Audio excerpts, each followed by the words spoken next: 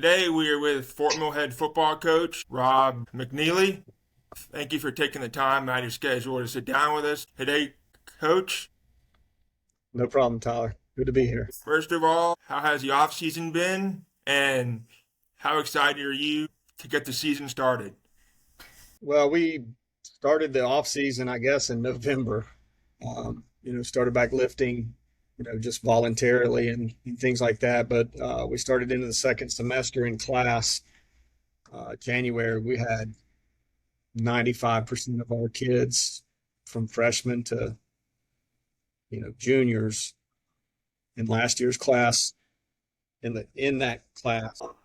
And I was kind of concerned about the way the kids were going to attack this off season because of all the pats on the back and the JV team went undefeated.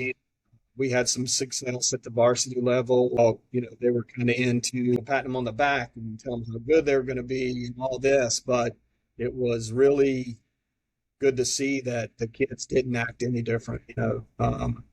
They understand that nobody's going to give them anything. Those guys that are coming varsity level on that undefeated JV team, they understand that Friday night's not the same. So that was, I was worried about that. But they put my mind at ease because they just came to work every day. So, one of the things that you just touched on is that you definitely want to avoid is what you would call a hangover from the previous season. Or getting complacent or, listening to people tell them, we lost 4 one-score games, so next year we can win those and all that. Like, this is a new team. We're playing a new schedule.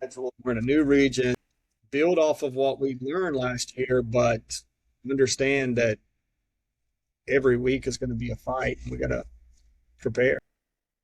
That's right. Nobody's going to hand you anything, as they say.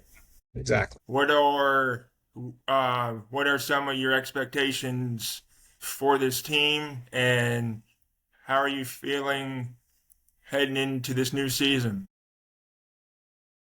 The expectation is just to deserve to win. So I've got a philosophy that is based around the phrase "deserve victory." So if us as coaches or we as coaches are preparing right, game planning right, meeting correctly, we're doing everything as a staff that we can to put our kids into position to be successful. And then the kids are learning, the kids are lifting hard, the kids are meeting well, practicing well. They deserve to win that Friday night's game. If we're not doing any one of those components, then we don't deserve to win. So we're not going to walk off the bus beating people. We have to work to do that, and that comes from the staff, from me down to the staff, and then to the kids. But I'm excited about this year. I just want to see these kids, treat everything as fourth and goal. We're either stopping somebody from scoring on fourth and goal, or we have to score. And we're going to have some fun along the way and things like that. But there's time to get to work, and the kids have got to buy into to really deserving to win each week. What would you say, looking back at last season, some of the things that you have taken into this off season and summer practice to build on for this upcoming season? Well, I think offensively, we lost a starting senior quarterback, but we're getting probably 80 to 85% of our offense back in Jamison Terrell and Broden Mitchison.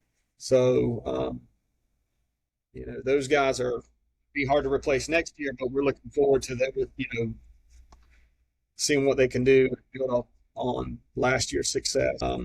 Defensively, the biggest thing was, we finished plus in the turnover margin, and that helped us offensively as well. We didn't turn the ball over as much, but we caused a lot of turnovers defense, and that was the biggest thing about either being competitive in games or starting to win games, because in the past that turnover margin hasn't been always in our favor.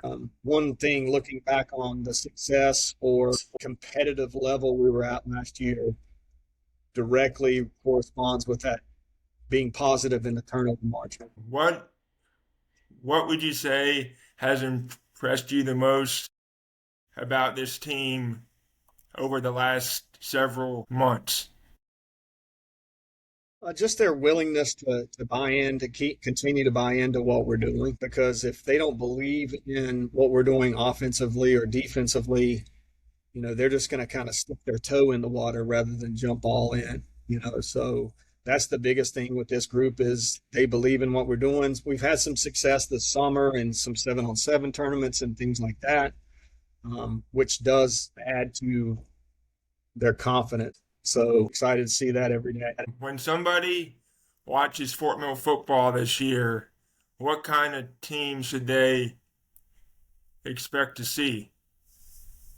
Well, I think offensively we can do a lot of things. With having Broden back, he rushed for 1,200 yards last year. We did have to fill some holes in the offensive line, but I don't think we're taking a step back offensively. Obviously, we have Jameson out on the perimeter. We got another young receiver coming up, Jarrell Douglas, that's gotten a lot of college interest this summer and had a really good 7-on-7 season. But I'm excited to build off of our offensive success. In years past we haven't had that type of success. The ability to run the ball when we want to, and throw the ball when the defense allows it. And our defense was just staying up on the field way too much. And last year we were able to move the ball, keep the chains moving, keep the defense off the field so we could play fresher. And that's what we're looking forward to, establishing this year. What do you want your opponents to say about your team after they play you? Team plays hard. They play together, and just the effort, relentless effort it takes to not just win a game, to win a play. So the biggest compliment you could ever get from another team or a coach after, when you're walking through the handshake line is your team plays really hard. What do you believe are the biggest strengths of your team heading into this year? Well, I think we have the best kicker in the state, Noah Hardy. He had longs of 54 and 52. He had 3 or 4 more 40-yard field goals. He kicks it consistently into the end zone. He has a punt average of 40 yards. So the kids have a lot of confidence in him. Offensively, just being able to control the game, take what the defense gives us. Broden is he's kind of like a road grader, like a Cam Scatterboot type of back, where he's going to pick up positive yards. And then obviously, having some receivers out on the perimeter that can, unload the box, so to speak, so we can run the football. Touching back on Noah Hardy a little bit, I've seen some of his videos of him out there practicing. I've seen him kick some 55 yarders, some 63 yarders. Man, it looks like he's got a pretty good leg on him. Well, the one thing that he does, he loves kicking. He works on his craft every day. He soaks in a lot of knowledge from his personal kicking coaches and things like that. But he works extremely hard at his craft, and it's refreshing to see a kid, invest in himself as much as he has, and the hard work has paid off definitely for him and us. Where have you seen the biggest improvement in your football team since last season? That buy-in that I talked about earlier is big. The belief in each other and our system. I can't overstate that enough, I guess. Just the kids' willingness to put everything on the line for each other. We got a little motto that we talk about is for each other, not just with each other, because a lot of these guys are sets of brothers on the team, but some of these guys grew up together from kindergarten up into high school. So those bonds that are created are really cool to see as well. Going into week one, uh, what would you say is still a work in progress? I just think early on you got to limit mistakes. You can't try to do too much. You got to be as simple as possible, and the kids just have to understand that they can't get bored with fundamental work because ultimately, early on in the season, you know, the physicality, stamina in the heat, and then it just comes down to blocking, tackling, and executing. Because early on in the season, you want to limit turnovers. You want to play as many people as you can to keep people fresh. Yeah, early on in the season, that's what you're looking for. Going into this season, one of your biggest storylines will be replacing your senior quarterback from this past year, Quinn Kelly. What have you seen of this offseason from Brady Renucci and Harper Love as far as the quarterback battle? Well, I think both of them have specific traits that make a good quarterback, but they're different, right? Brody is more of a pocket passer, but he's sneaky athletic. Harper probably right now has a better grasp of the offense and's taken more reps with the number one group. Harper is a very competitive kid. He's left-handed, which is a little different. It makes play calling a little different. Yeah. So Yeah. Harper has a good command of the offense right now, but I want there to be position competition every day, not just with the quarterback group, but everybody. I think it makes the starter better, the backup better, and ultimately it makes the team better. So you touching on that sort of leads me into my next question. What are you, what traits are you looking for as you look to name a starting quarterback? Obviously, the person that's going to win that starting job is the guy that knows the most about the offense. Obviously at that position, you can't turn the ball over. You got to take care of the ball, but I don't want just somebody to manage a game. I want somebody to be able to tuck the ball and run it, to be able to uh, have confidence in making the tight throws that it takes. Yeah, I don't want a robot, but I want somebody that has command of the offense and limits turnovers. Because if we end each drive or series in a kick, whether it be a field goal or an extra point or a punt, that's the main goal. How would you say the quarterback competition how would you say the quarterback competition has made both of those quarterbacks better? Well, they got to come to work every day, right? You can't miss a day. Neither one of those guys has missed a day the entire summer. And they get here early and they start meetings at 7 with our offensive coordinator and some of the other skill guys on the team, and so they're putting in the effort that it takes. Transitioning topics here. Um, one thing that Fort Mill fans have to be excited about is some of your returning playmakers. When we started talking, you mentioned a few of them.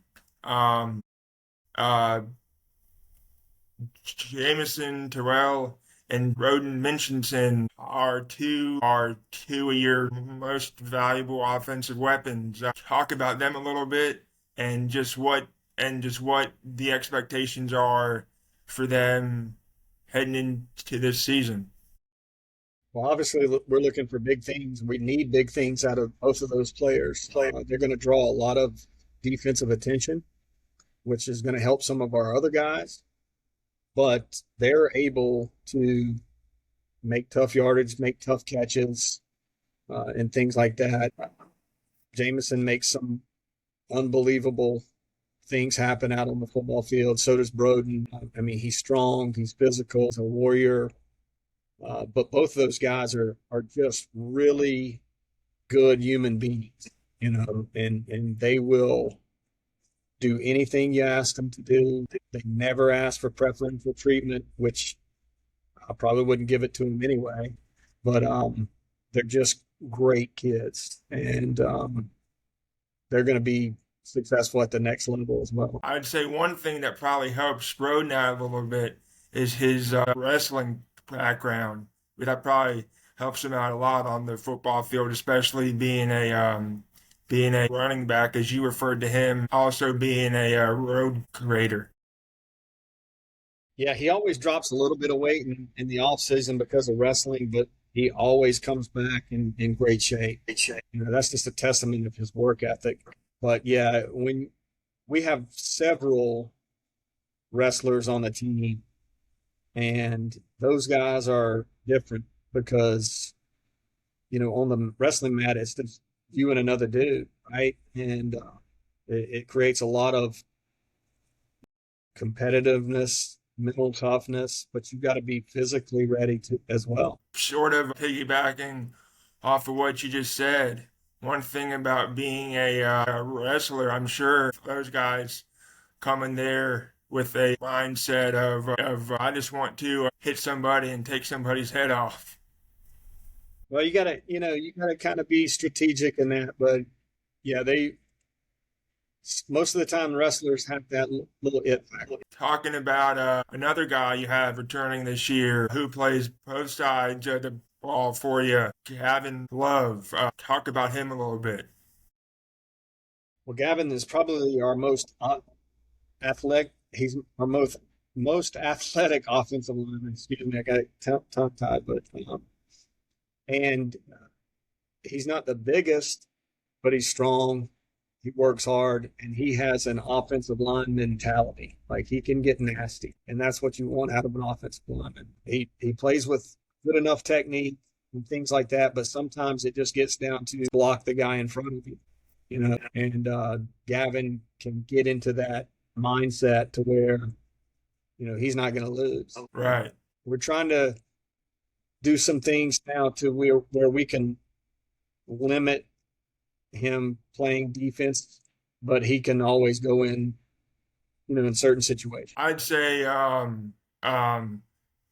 the situations you probably want him in there for on defense is probably third and short, so he can stop the run. Yeah, I mean, most of our sub packages for goal line and short yardage situations, you could probably see Gavin Love in. Yeah. Um, Touching on Noah Hardy, we've already touched on him a little bit, but just talk how uh, about how meaningful he is to your football team, and just what you're looking forward to seeing out of him this coming season. Well, the thing about Noah is, or in special teams in general, is there's so much hidden yardage in special teams. Like, get consistently kicking the ball in the end zone where we know the teams are going to be starting from the 20. We want to cover a kick knowing that he can kick the ball inside the 5-yard line to where we can get our coverage unit down to get them inside the 20, hopefully. And then, punting the ball, flipping the field, things like that. But, his weaponry is like scoring points. I'm not afraid to put him out there in any situation, and knowing I have a good enough relationship to where I can, on second or third down and we're on the plus side of the field, I can just, kind of look at him and he gives me a thumbs up or a throat slash and see how he feels about that distance. So I'm gonna listen to him. So but the kids have a lot of confidence in Noah. He's just a regular kid. He's not like a kicker only type dude. He's well liked, and obviously those kids have a lot of confidence in him because they've seen it during a game situation. Well, sort of what you were just talking about, to have to be able to have confidence in your kicker, to be able to have the mindset, third and long, um, maybe you don't have to get, maybe you don't feel as much pressure to go and get that first down when you know who you have running off the sidelines with your kicker, and that he can comfortably put one through the uprights from about 50 yards. That's got to be able to take some weight off your shoulders. Yeah, unfortunately, we didn't do that in the first Catawba Ridge game last year. We threw two interceptions on third down. We were in definite field goal range, and that's what our staff is to be on the same page. It starts with me as well. When you get into third and long situations on the plus side of the field, and you got Noah on the sideline, now it opens up the playbook a little bit more. You don't want to be cautious every time you run the football, but it definitely opens up more of the playbook where you don't have to feel as strongly about trying to get a first. I'm sure that's a really good feeling for you and the rest of your coaching staff too. Yeah, but you still got to execute, right? You got to execute up front. It's got to be a good snap. It's got to be a good hold, and so I mean Noah's really good. But I'm not going to put a lot of pressure on him to just be Noah, just be you, and because I don't want to get him out there scared and things like that. I just want him to do what he does. Going in to every season, there's always some players who are a little under the radar. Talk about some of those guys that that Fort Mill fans should keep an eye on this year. Glue guy for us is offensive lineman Miles McNeely. He's been starting on varsity for the last 2 years. Just a solid kid, a great young man. Again, he's going to do everything he can to help the team win. And offensive linemen don't get a lot of credit. But Miles is one of those glue guys. It's a real good leader. Kieran McCormack, one of our receivers, is just a awesome kid. Very smart, not the biggest, strongest, or fastest, but great route runner. Makes contested catches, blocks. So offensively, I would say Miles and Kieran don't get a lot of publicity, but they will in the coaches, watch film. And then defensively, we returned Mason Burt, was a safety for us as a sophomore last year. He's a big-time playmaker. He can cover a lot of ground in the back end. Davion Southward was a starting corner for us last year. He's back. And Andrew Kowalski was the third linebacker. We had a great linebacking core last year. He was one of our inside linebackers last year. That was just a very solid play, very smart. Is there one or two guys that have really stood out to you this summer that people wouldn't really know about? Yeah, a couple of rising juniors that are coming off our JV team. Hudson Maxwell is a really long defensive end. He's about 6'4", 220. He also plays some tight end for us as well. He comes to work every day. He's already gotten a Gardner Webb offer. Really has boosted a lot of his confidence. So he just works his rear end off every day. Jarrell Douglas, I mentioned him earlier, I believe. He's a bigger wideout. He's probably 6'1", pushing 180, very physical, can go up and get a lot of balls. And he plays corner for us as well. Right now, he's technically our only two-way player. But we have some other guys that can give him rest on the offensive or the defensive side of the ball when we need to. Will he be on the opposite side of Jameson? Yes. Okay. Or in some formations, they'll be on the same side. With you having him, what that'll do is that will not allow teams to double up on Jameson because they know that they have to watch out for him also. Exactly. And if they do something, kind of take away Jarrell, then our tight end group could be big. You're in at the other slot, could be big, or it opens up things in the run game. Every year, you guys will lose seniors. Who would you say has really stepped up and taken ownership of your football team this year? I think Jameson is probably the most vocal leader that we have, but a lot of the other kids lead by example, which is fine with me because they don't have to be a lot of cheerleaders and things like that. But Jameson, Kieran, Harper does a great job. Miles McNeely, the offensive lineman, Gavin Love, Smith Stapleton, Kowalski. Those guys, they lead by example. They're great kids. They're great role models for the younger players in our program, and they do it the way that's supposed to be done. I guess my next one would be, and you sort of already touched on it with your response. Who has really stepped up and taken ownership of the team? If I had to pick one, it would be James. And sort of touching on that a little bit, when your players step up and take ownership of the team, I'm sure that takes some of the pressure off of you, and it takes some pressure off of your coaching staff also. Well, what they have to understand is it's their team. It's my program, but it's their team.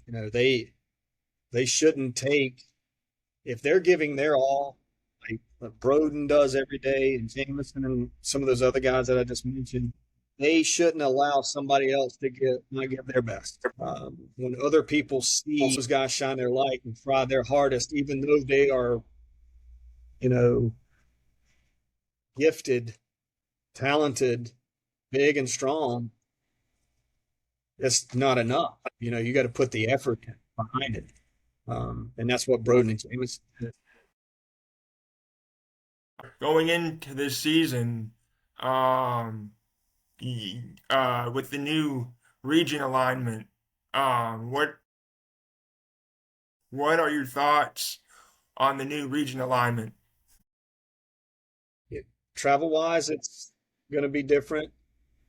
But it just comes down to it doesn't matter who we play. It doesn't matter where we play. As long as we're doing the things during the week that we can control, we just have to not beat Fort Mill, if that makes sense. That basically goes back to the old saying, control what you can control. Exactly. And if you're mentally tough enough and have put in the work, you understand what you can control and what you can't. Is there a certain stretch is there a certain stretch of the schedule this year that you think will really test the team? I wouldn't necessarily say that. Our first two games are at home, and then we play the next three on the road, which with an open date. So you're looking at a month without playing at home. But again, it goes back to the what I said earlier. It's like it doesn't really matter who or where you're playing, as long as you're not beating yourself. We got a chance. Just as long as you go into every Friday night with the right preparation. Exactly. Exactly. Uh, Beyond wins and losses, what what to you would make this season successful? Just going out every week and competing to be champions. Every day meeting well, lifting well, practicing well. And then if you can say you've done that, then the chips might not fall where you want them to. At least you can look back on it and say you gave it your all. It's like the old wooden definition of success. Yeah. Um, what would you say excites you the most about coaching this team? Just the relationships. Seeing these guys that are coming over as rising eighth graders and now they're rising senior or rising ninth graders and now they're rising seniors. The mature uh, that they gain, not just physically but mentally as well. And getting to know the kids as people, not just players. That's the biggest thing that I cherish as a coach is the relationships that I make with the players. Um, Switching topics here. Uh, Talking about your coaching philosophy. What would you say is the foundation for your coaching philosophy? I think the best thing that I've ever heard about philosophy and coaching is the better person you are, the better blocker and tackler you're going to be. That's the way I try to approach coaching. I wasn't always like that when I was younger. I was probably a little bit more brash. I thought every player had to play like I had to play, scratch, claw, cheat, steal. But everybody's not like that. And when you mature as a coach or a person, even, you figure out everybody's not the same. If you treat everybody fairly, that's fine. But, everybody's not going to be treated the same because there's circumstances that arise and things like that. But I think it all goes down to how good a person, if you treat people right and try to do it the right way, then, that's probably about the best philosophy you can have. Is there something that you believe now, as far as your coaching philosophy, that you didn't believe earlier in your career? Um, Kids have changed so much from when I started back in the late 90s or mid 90s coaching. Um, the biggest thing that I know that I can see now is how your choice of words or how you phrase, you know, criticism or praise can really affect players. Yeah. So, the mental aspect of coaching is experience to grow in. Right? And again, it comes back to relationships with the kids and, knowing what you can say to one kid and say to another and that, that kind of thing. Or there's ways to be able to get the same point across, but you have to say it in two different ways. Exactly. And kids might take things out of context and, we joke and we use sarcasm and we do coach the kids hard at times, but as a coach, you got to just make sure that that kid has taken it the right way. Yeah. What we tell the kids is we're never attacking a teenager. We're attacking the issue that we need to correct, but it's never personal. Now that you say that, uh, that's a good way to phrase it. And as long as we're, you know, communicating with the kids and being as truthful and honest as we can be, if they can tell the truth and hear the truth, they're maturing as a person, not just a player. What would you say makes coaching at Fort Mill special? I mean, it's the kids first and foremost. Great Friday night atmosphere in the past where we haven't had a lot of success. We still have the crowds. The student section is always on point. It's just a great, fun, community feeling, family feeling atmosphere. I sort of touching on that a little bit. It's always a really big factor when you have the community support behind you too.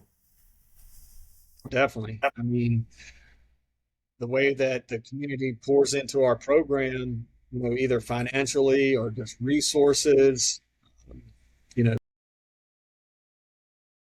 people, donating items and cooking for us and things like that. It makes it a lot easier on my end. Takes a lot of things off my plate. Um, when when people hear the words Fort Mill football, what do you hope crosses their mind? Well, hopefully, it's more of a positive light. It hasn't been in the past. It's not from lack of trying, believe me. But just like when we were talking earlier about, man, that team plays hard, and they're good kids. They represent the community, the school well, our program, and they're growing into the leaders that we're going to need in the future. What would you say when kids graduate and leave your program? What what's one or two things that you hope they take with them? Well, obviously, in this sport, you're going to learn a lot of life lessons, right? Everything is not going to be rainbows and butterflies, and everything can't be, the worst loss that you experience. You got to learn from those things and move on. It's true in life as well. But I want those guys to understand that I will be here for them. Whatever. I take a lot of satisfaction in kids that graduated years ago that still text me and update me on, Coach, I'm getting married, or I'm having a kid, or can I stop by practice? Can I stop by and see you? I'm going to be in town. That really makes it worthwhile to me. I always tell these players that it's not just a 4-year commitment with me. You're going to get me for the rest of your life if you want it. And obviously I'm not a mind reader. If a former player is going through something, all they have to do is reach out to me, and I might not know the answer, but I can maybe point them in the right direction. And that's what I'm, you know, more concerned about with those guys, being that resource that they can use me for the rest of their life. What is one thing that people would be surprised to hear about Coach McNeely's life outside of football? Man, I like to fish and I like to play golf, but I don't get a lot of time to do it with my career. I've got 2 daughters. And I remember when they were little or just being born, everybody was like, "Oh man, don't you want a boy?" and things like that. And I'm like, "Well, I have 100 and some every year." it's been cool being a girl dad. I like to consider myself an amateur barbecuist or pit master. You know, I love to cook. Just get your mouth to eat, just like fishing. If you're fly fishing in some river, and in the mountains or somewhere, you can't think about football. You got to keep your mind on that, and just same thing with playing golf. Just doing some things to get your mind on off, get away from it for a little while, and it makes it that much more special when you get back to it. One thing about being on the golf course is there's probably so many swing thoughts going through your head. You don't have time to think about football. That's right. Yeah.